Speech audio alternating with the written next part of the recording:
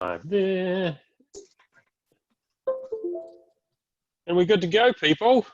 Welcome, day 3 of the Stay Connected, Survive and Thrive Corona Support Series. And we have Suzo from Think, Plan, Do and Andy Foy from Predictive Performance. These two legends, while they both look incredibly young, have got 30 to 30 plus years experience in HR and corporate leadership training between them. And I thought the perfect two people to get on for when we're getting into some gnarly topics, and some positive ones, but some gnarly topics in and around HR in a crisis. And there is some left field stuff going on right now. We're in unprecedented times, and it is really, really clear from a lot of the people I've been speaking to, both business owners and employees, that process may not be being followed in many situations. But we're going to cover off a couple of things. Number one, we're going to look at leadership. What is it that our employees are really looking for in times of crises, especially right now? And then we're going to get into some Q&A and some stuff in and around HR. So if we're going to be doing any retrenching, laying off, lowering of salaries, rate cuts, making people take leave, anything like that, what is the processes that we should be following? What is the risks if we don't take them? And what do we need to be doing when we're communicating this with our staff to make sure that everything runs smooth and we're not opening ourselves up for trouble down the track when things start picking up again? So I'll just go around the traps. We'll start with our senior member, Mr. Andy Foy. You want to introduce yourself a little bit about predictive performance, and we'll move on to Sue. Okay, my name is Andy Foy. I run a company called Predictive Performance, and we use behavioural analytics to help businesses understand their people better, understand their teams better, and hire the right people for the right roles. Excellent. And you've been doing this for a couple of years now, right? Yeah, so I've got about close to 30 odd years experience in the HR field. Been through a few crises myself, the last GFC, the 9/11, dot-com bubble bursting, things like that. So yep, both here and abroad, right? Here and abroad, yeah. So 13 years in Europe as well. Gee, so if you've got close to 30 years, Suze, you must be a babe with a baby with no experience at all. Didn't do my maths right there, did I? Let's just say you've got a good solid amount of experience of a number of years yet to be disclosed. Tell us about you and Think, Plan, Do. Well, yeah, because I was wondering how you chose seniority. Was it based on age or experience? Either way, I'm going for the baby end of that. So yeah, good. My name is Suze, and my company is Think, Plan, Do, and I do coaching work for individuals and teams. But similar to Andy, spent a number of years in HR, like a couple of decades. So between Andy and I, I think we're at the half century mark, to be honest. Yeah, it's close to it, I think. Yeah, I'm plus 25 a year, so yeah, it's getting up there. Fantastic, excellent. So this is really unprecedented times. I was looking through the newspaper today, and those early predictions where they're talking about a 6 to 9% drop in GDP. They're now, days later saying, well, it's actually looking more like it might be up to 17% and hitting double digits unemployment. Yeah. There is all sorts of different messaging coming out from different corporate leaders and different styles. I think in New Zealand has done a pretty fantastic job front-footing a lot of possible issues that they're going to be, or definite issues that they're going to be facing. But as employees, what are our employees really looking for from us as employers and as leaders in our business right now? I'll start off with Andy. I think the main thing that employees like is in this sort of climate is some form of clarity, and to be have communication done frequently. One of the problems that we have at the moment is we're all working remotely. Everyone's at home. So out of sight is potentially out of mind. And if you haven't got a routine of, say, speaking to your crew on, say, a Monday morning or a Tuesday morning at 9 o'clock, I would suggest you have one. Even if you do it more than that during the week, maybe it's a couple of times, or even you do like a Friday drinks as well or something on Zoom, just to keep that level of contact there, which is important, but also to provide some form of clarity in terms of the business. I mean, a lot of your businesses may be closed at the moment, so there is no business update, so to speak. But there might be things that you guys are formulating, and if you've got a plan to start doing certain things, then communicating that a plan earlier rather than later is possibly a good thing. Absolutely, Susan. You've got a list of a few things that we should be doing in these times, haven't you? Yeah, well, yeah, and I think, as Andy said, the communication is absolutely key. And I think you are checking in with people now on different levels than you would have in the past. You might have always had the conversation of, hey, how's the family? But, people are confined to their house with their families, and where you couldn't really compartmentalize your life, you really cannot now. And so I think you need to talk to people on a different level. And if you're not someone who's naturally in tuned, I think, to that kind of empathetic part, and that's fine if you're not, you just got to find a different way to do it that suits you. Or where you're involved in teams, is find that person in your team who is that kind of barometer, who's the person who can go, hey, Suze, so-and-so's really struggling. Because there'll be some people who you work with who the working from home thing, ace, love it. And there'll be other people who just the thought of sitting at a desk all day almost drives them a little bit crazy. And I don't say that lightly. I mean, I've spoken to some people who, at the end of day have spent 8 hours on Zoom. And that loses its the gloss pretty quickly when you've had to just talk to a screen essentially of people. But I think what's really key is you can just, if you're a person who likes a bit of structure, ask the same sort of questions front up, and that's people being really clear in terms of their expectations. Because what your expectations of them were 4 weeks ago are possibly quite different today. So are they clear in terms of what it is they're actually doing, and vice versa? And do they know how that fits into the bigger purpose? Because people like to know that the work they do has some meaning. So I might be doing this work, but do I know why now, today, in this absolutely different world, it actually makes a difference to what we're doing? And do they have what they need to do the job? With the tools, the materials, the connection, whatever it is, do they have what they need to do the job? Because, in some respects, this has happened quite quickly. People had to move out of offices, kind of set up at home. And for Andy and I, it's another day at the office because we work from home. So it's no stress, right?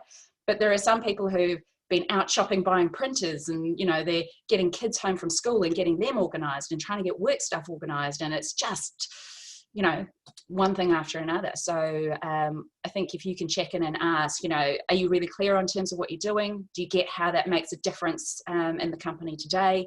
And do you have what you need to do the job? And is there anything that you need from me? Yep. I think there's something that you shared the other day that I thought was really, really good around doing that temperature check.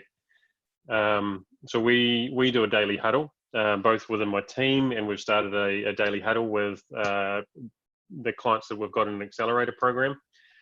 And it was really, really good just checking in with everybody right at the start and say, out of 10 or out of 5, how are you actually feeling today?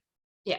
Because we don't get those water cooler conversations. We don't actually get to spend that time around them to pick up that vibe, to actually get that feeling of what they're really like. And so to lead that conversation and to make it okay for them to actually say how they're feeling, even if it's just giving themselves a 1 to 10 number, it will help us then pick how we have our conversations with them, because we don't know what they're going through, and what might have been appropriate in a way to talk to somebody last week might completely blow them off course this week.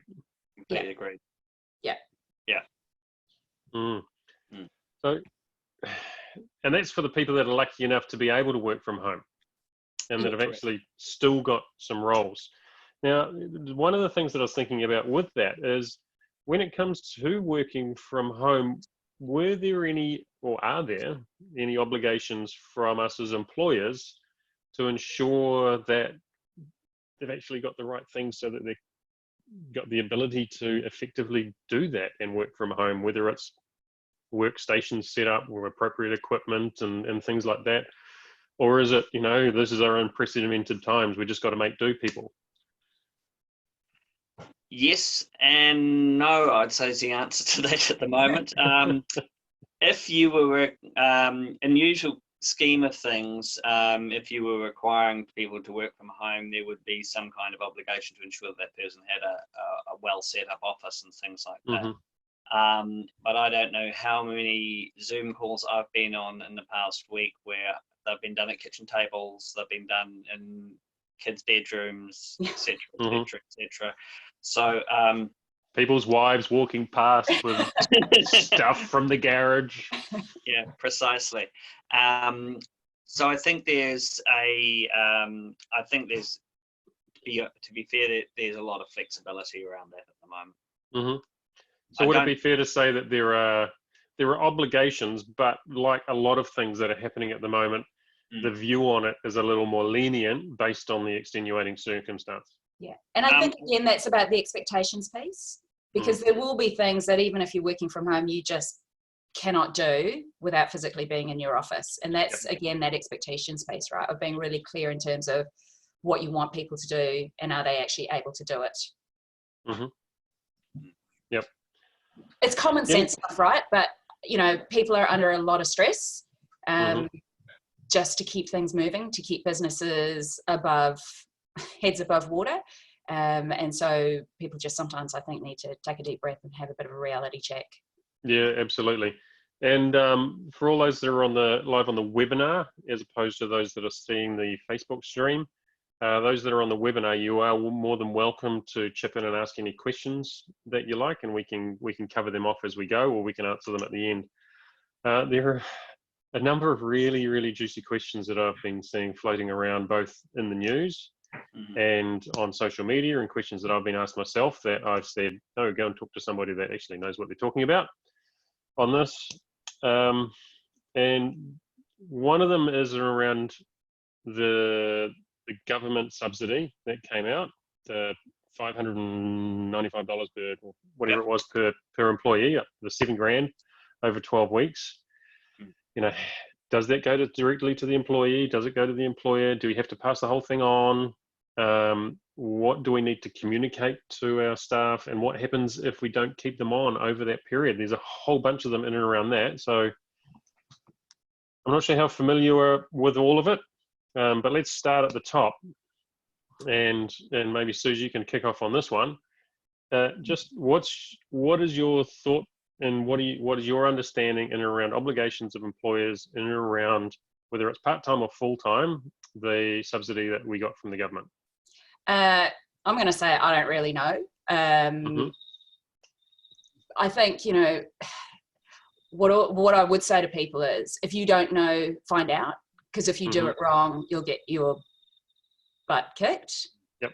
I mean, I think, we come from a culture where we just want to do the best by people, but then we're also at a time where we're under a huge amount of pressure and stress, and the want to do well by people sometimes is overtaken by the want to stay afloat. Yep. And I think you just have to keep in mind that if you think you're doing the right thing by your business now, then that's all well and good. But if you're not doing the right thing by your people, then you will pay the price for that. Because firstly, you will lose people's trust, and you die by your word. And if people know you're screwing them, then it's very hard to claw back from that. Yeah. I mean, Andy, you might have a view in terms of how that subsidy works. Yeah, well, I think there's been a couple of clear steers that have been put out by the government. So the first one I think is do I need to pass it on to my employees? I think the answer on that is quite clear. Yes, you do. And Grant Robertson made it quite clear in one of his press conferences that that needs to be passed on. Does it go to the employees? The answer is yes, it does.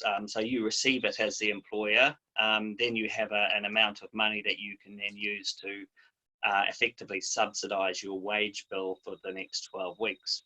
Mm-hmm. It's not a huge amount, but it effectively works out at $7,000 per employee. So Full-time, yep. Full-time employee. Well, that's $7,000 you don't have to find. And if you, let's say, have a margin of say 20% or something, that's what you're actually making on whatever it is you're selling. That's so 7 plus 24. So that's $24,000 you don't have to find. Yep, in sales. In sales. So I think that's a good thing that we've actually got going for us. So yeah, pass it on. I think the tricky thing comes around we're in a lockdown period at the moment. It's 4 weeks. It may go beyond that. Let's say it goes 6 weeks. Let's say it goes 8 weeks, as we have seen in overseas examples. I think that's when it's going to start getting really hard for some employers to either A, stay in business, or B, keep their full complement of people. And I think the government's pragmatic in that you have to make your best intention to hold on to those people. Mm-hmm. But if you can't, I genuinely can't. I don't see that the government's going to start trying to claw it back, is it? No, the steer that they've given on that is that if you have to let them go, then you pass on the remainder of that subsidy per employee to them as part of their severance. Yeah. No. Yeah. Absolutely. Mm-hmm. Because a lot of people nowadays don't have redundancy clauses, so that money will be hugely important to them. Yeah, that's what the majority of people won't have redundancy clauses these days.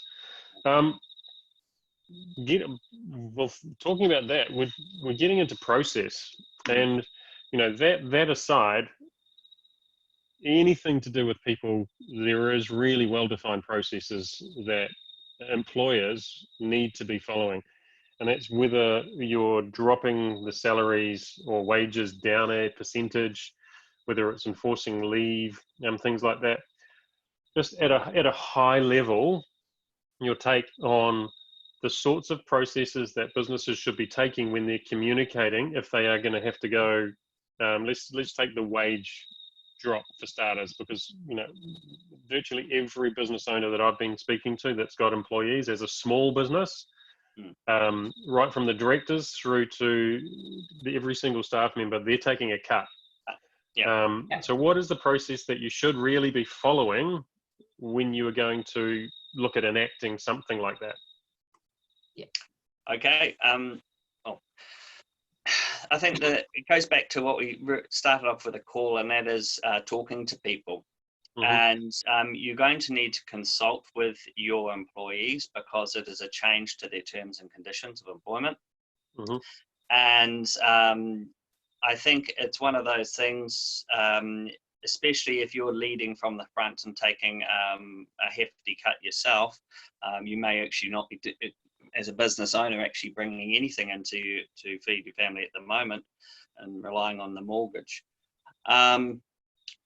It's certainly a case of sitting down with the employees, talking to them through about the different options that you have in front of you, giving the employees a chance to either come up with a few more themselves or consider what you've got, and then come to an arrangement, and then make sure that arrangement's in writing. And one of the things I would certainly suggest is that make it time limited. Because at least if an employee goes, okay, I know I'm taking a 20% hit on my salary for the next 8 weeks or whatever it is, and then we discuss it afterwards, at least because they've got mortgages and stuff themselves. So at least they can potentially adjust their lifestyle accordingly. And I think even if there's an employee who is absolutely on board and thinks it's a great idea, you'd still want to do that consultation process.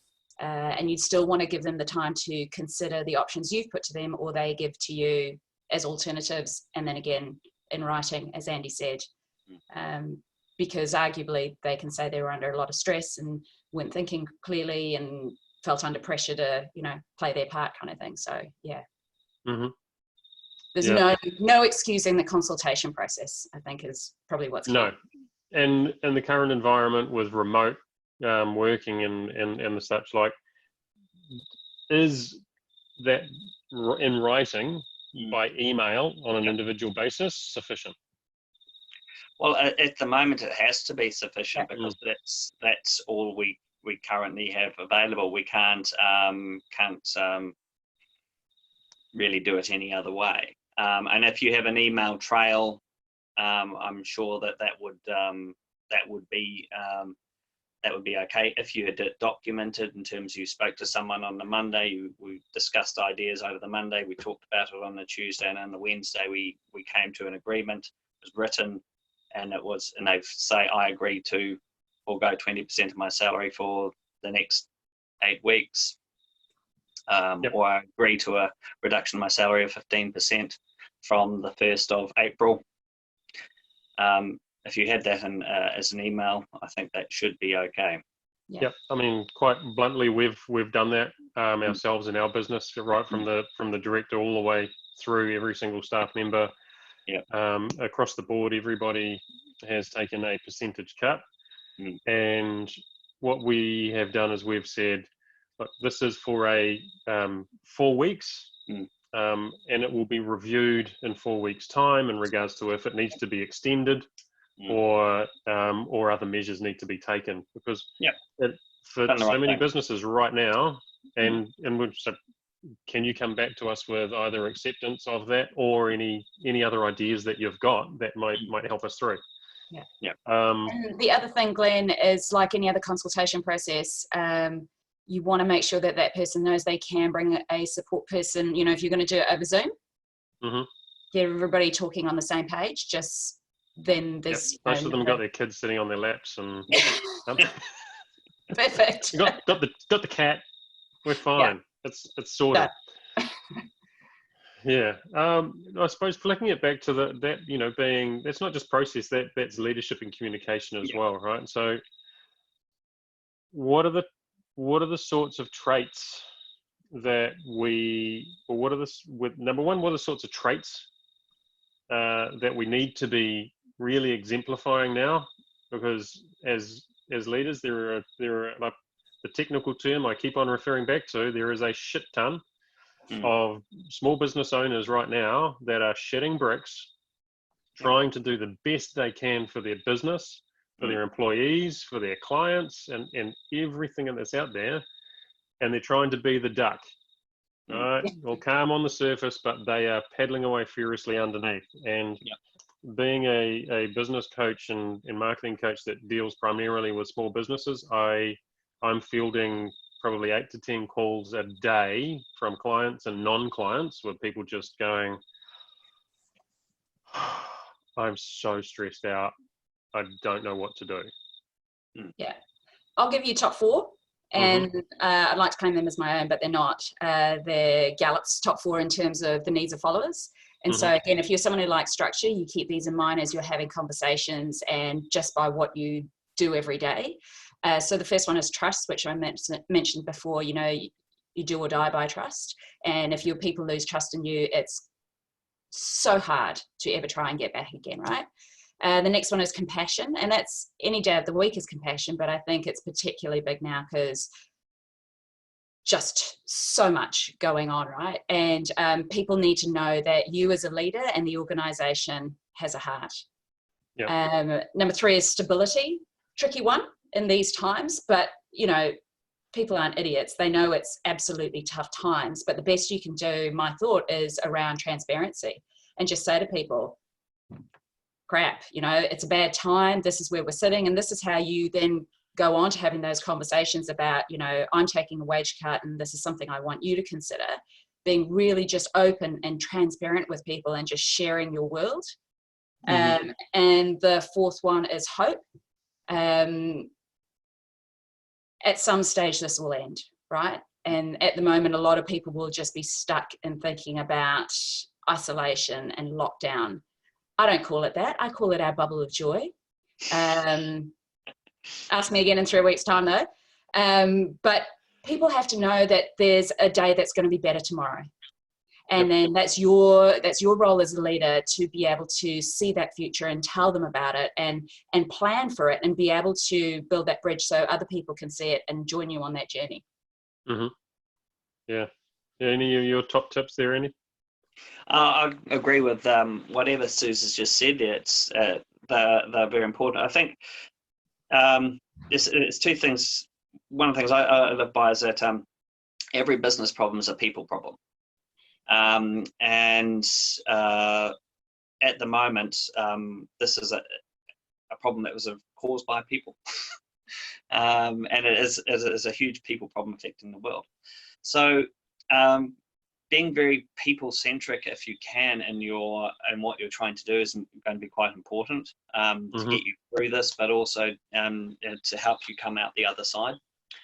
And I think you mentioned about the stress, that it can be very difficult for a lot of business owners that are looking at significant financial impact. And I think that one of the most important things that people can do at the moment when they're talking with their employees and talking with people around them is just to keep talking and to be open and honest and with them. Yeah, so a couple of things there from my side of it as well. I think this is something that's absolutely critical right now, not just for employers, but for everybody, because these are the sorts of things, these are the sorts of conversations that we need to be having at home with our significant others as well. Yeah. So we need to be showing leadership is not a position. Leadership is a trait. It's a behavior. It's how you act.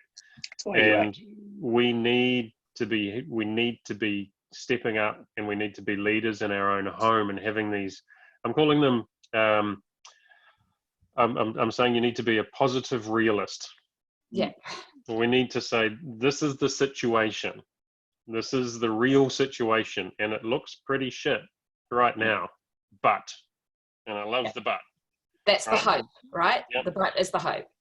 Yeah, these are the things that we're doing. This is what we can do. This is how we're, look on the bright side. Our petrol bill's gone through the floor. Right?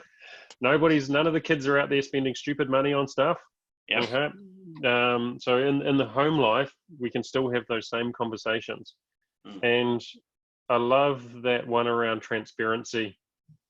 In our business, so we've got one established agency, and then Connector, the coaching business, is very much, I still call it a startup. We're in our 3rd year, but right from day one of having employees in the business, every time we sit down and we have our quarterly reviews, and that's the business review, not the individuals, the business review, we say, right, this is our break-even point. This is what we need to be turning over top-line revenue for us all to be doing well. This is where we're currently at. And we don't need to break it down onto the micro level of you are costing me X and you need to be doing Y. But when people have that greater understanding of the entire position of the business, and they've got a greater appreciation of what you as a business owner and a leader is actually probably, especially in New Zealand, what you're sacrificing to ensure they can take home their pay packet, not in times of crisis, but every single day leading into that. So there is a much bigger appreciation that those business owners aren't there screwing everyone for every dollar that they're getting, and they're going out and they're buying the boat. And, yes, I went for an overseas holiday, but that might not necessarily been because of the amazing job that Connector was doing, making all the money, because we're completely transparent with our staff in regards to where we're at financially as a company. And if we're all doing well, we all do well. If we're not doing well, then we need to tighten our belts. Yeah. Glenn, can I just add that we've been talking at this really from the view of you as a leader for your people. I think there's probably something in there about leaders for themselves, because I think particularly if you're a business owner or you're a CEO, someone who sits at the top of the tree, it can be incredibly lonely at the best of times. And now, so I think that's just amplified by the fact that you've got this huge amount of stress now just tipped into that bucket that you're kind of swirling around in. You know, you've got to be able to find kind of the thing that balances you, that keeps you grounded. And it'll be different for everybody, right? But, you know, you will have, through, you know, your connector group, you'll have people who sit in the same position. They just need to be able to reach out and talk to people and go, you know what, I just need to bounce some ideas off someone, or I just need to tell a story and just get it off my chest. But, you know, you get to the top of the tree, but you don't need to be alone up there, I think, is kind of what I'm saying. And I think you need to make an effort to connect with people who can help you as much as you're helping your people. No, I'm quite happy to diverge a little bit here and head down that path a little bit, because I'm a massive believer, and I with a passion, I am against this term social distancing. Physical distance. Yes, social connection. Physical distancing. Social connection. Yes, social connection, but physical distancing. And that's one of the reasons why we initiated the daily huddles with our people in our Connector Accelerator program, is exactly that. We've got leaders in businesses, and in those huddles where there might be, you know, like this morning there was 5 of us on, I think, but you know, the other day there was 17. You don't necessarily have to bear all and share everything in that moment, but you've got the opportunity then to actually identify somebody that's not going great, and somebody can pick up the phone afterwards and reach out and make that connection. So I think it's really incredibly important for any of us business owners and leaders in business to have that network around them of like-minded people that are going through the same things, that have got some diversity in view, and you can lean on each other to get yourselves through. Because you're right, it's a bloody lonely world when you're trying to do it by yourself and you've got all of these people relying on you. And in this current environment, you've not only have you got your staff that are worrying, you've probably got your family going, are we going to be okay? So you can't necessarily even be completely honest, you know, with your significant other. There are plenty of business owners I know that are out there that are just trying to do everything that they can to get everything together so that they have some sort of semblance of normality in their home life to get them through lockdown. Because if it all turned to shit in lockdown, it would not be a great place to be.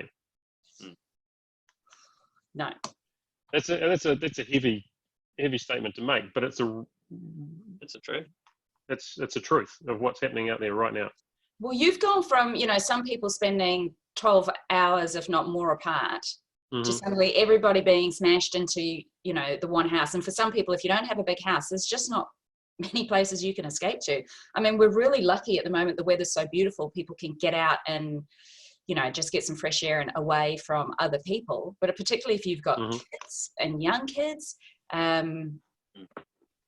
it's just like one thing after another, right? And, you know, it's it's a tough one. And, you know, I think you got to as well lean into your strengths and find the people who are around you who can do things better than you, whether, you know, and it could be anything, right? Like other business owners who maybe have a better feel around, you know, how to play the numbers, or business planning in uncertain times, whatever it is. You know, you got to keep those networks open, find people who do things better than you and lean on them. Because I think, honestly, that everybody's willing to help at the moment.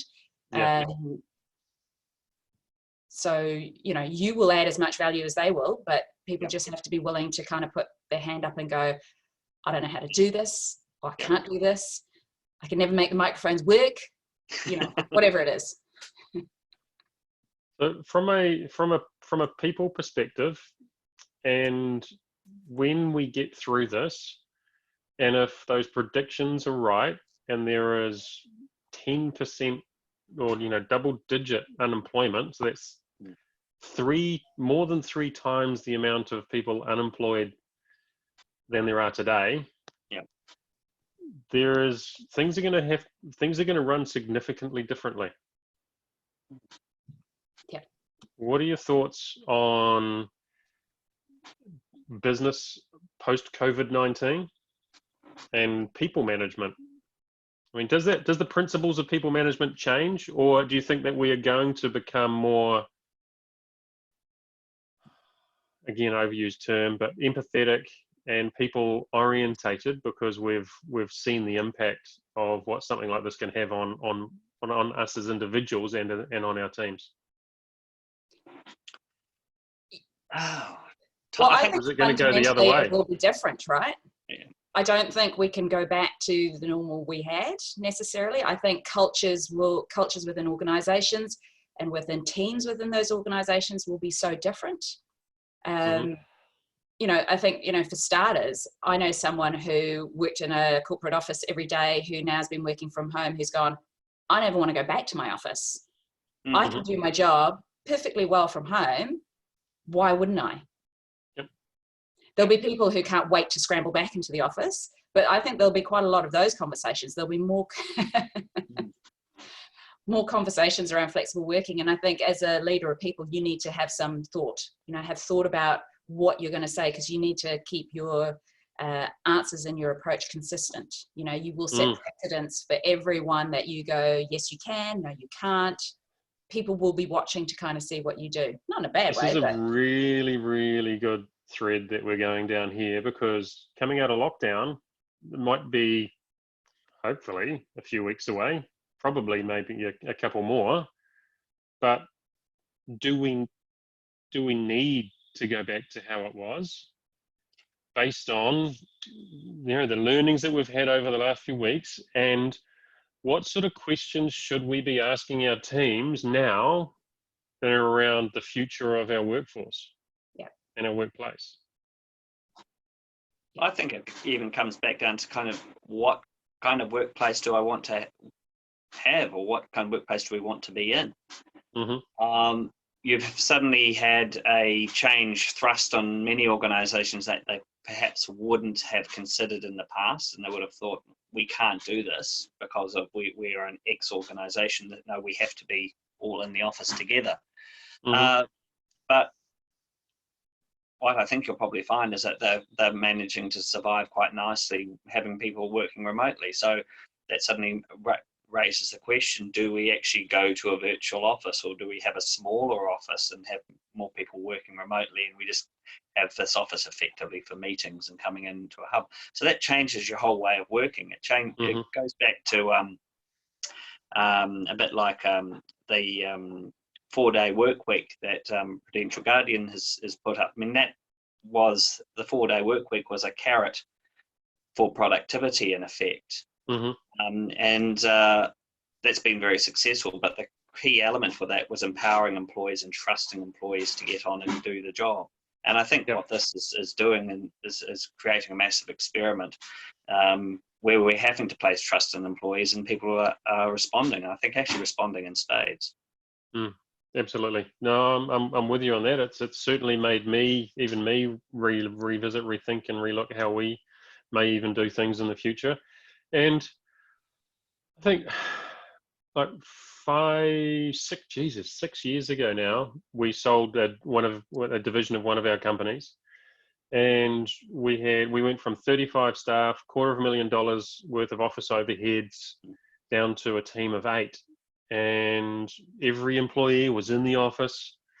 Everyone was turning up every day, and we gave them the option of, well, do you want to work remote? Do you want to do the whole Google thing and have the ping pong table and the bits and pieces? Do you want to move to a swanky new one? Do you want to move to somewhere in the bird so it's easier to actually commute? Every single one of them went, we want to work from home. And they actually chose the contracting option as opposed to being an employee. So we ended up paying them a little bit more. They switched over to working on contract, so that they could then get the benefits of claiming back on home office expenses and everything like that. And it worked amazingly well. I don't know why I'm going out there building another team of employees that are taking up desk space. They're going to have to ask them that question. Do you want to come back? God, Chris Clint, I hope you're watching. Send me an email now. Don't do it. Yeah, so I think you just got to be prepared for those conversations, because absolutely they will come. Mm.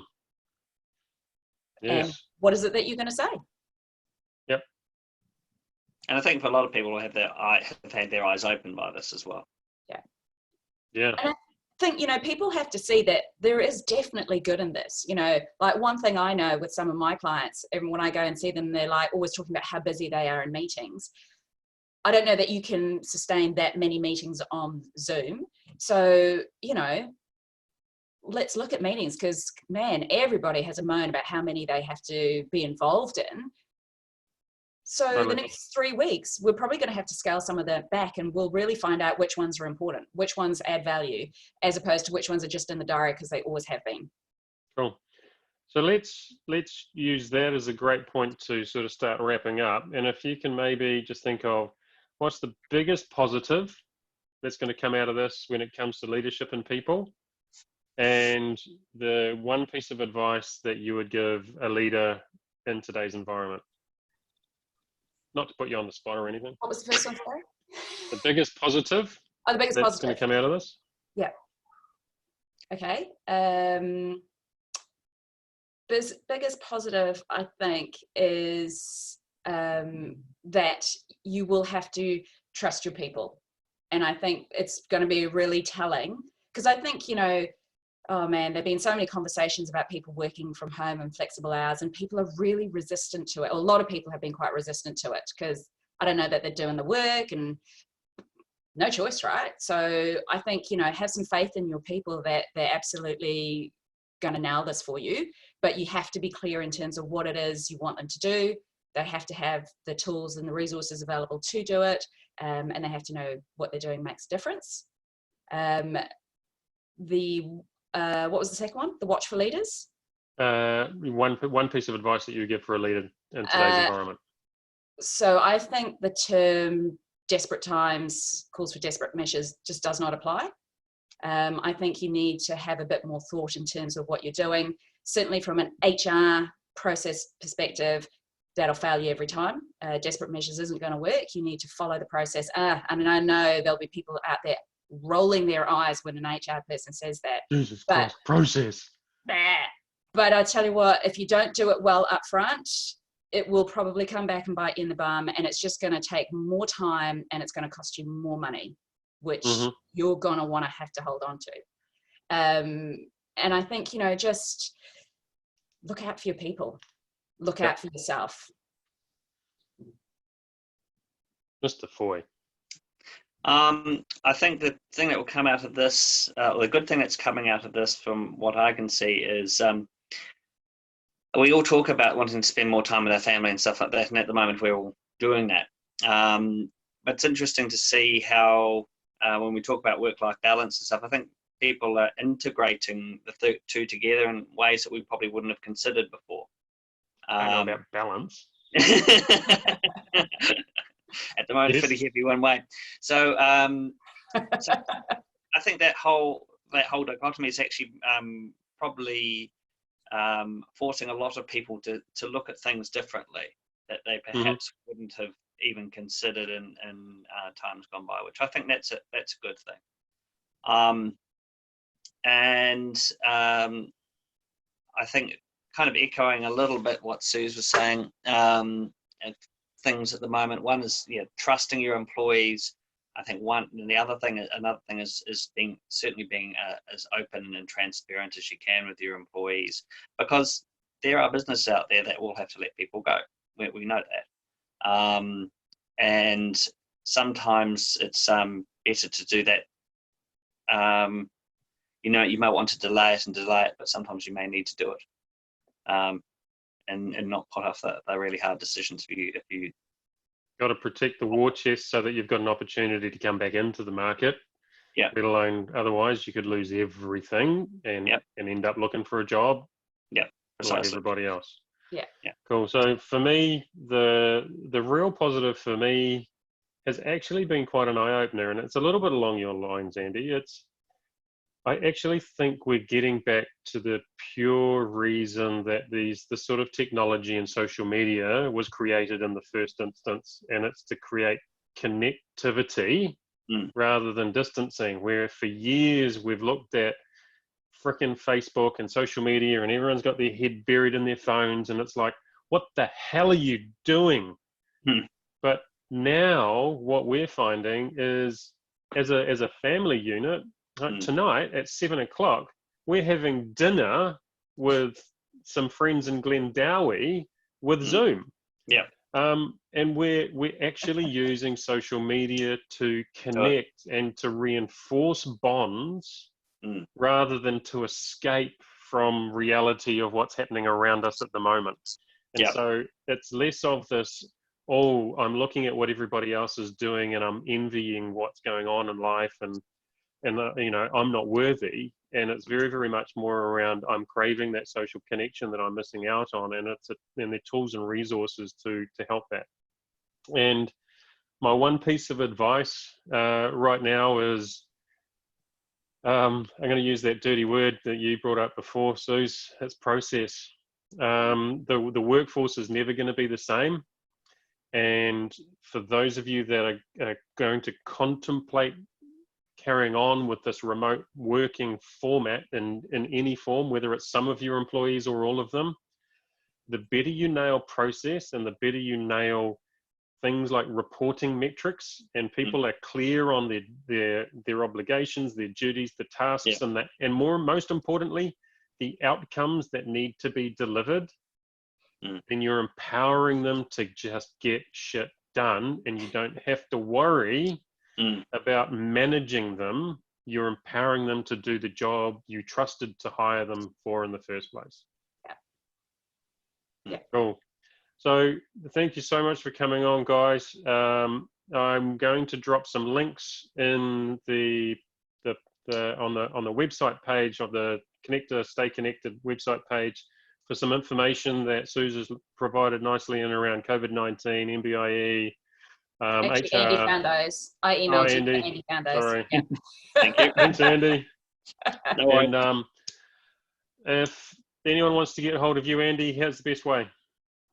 Just email me at andyfoy@predictiveperformance.co.nz. And that's FOY, Foy. Yep. And Suze? Suze, S-U-Z-E, at thinkplando.co.nz. Great stuff.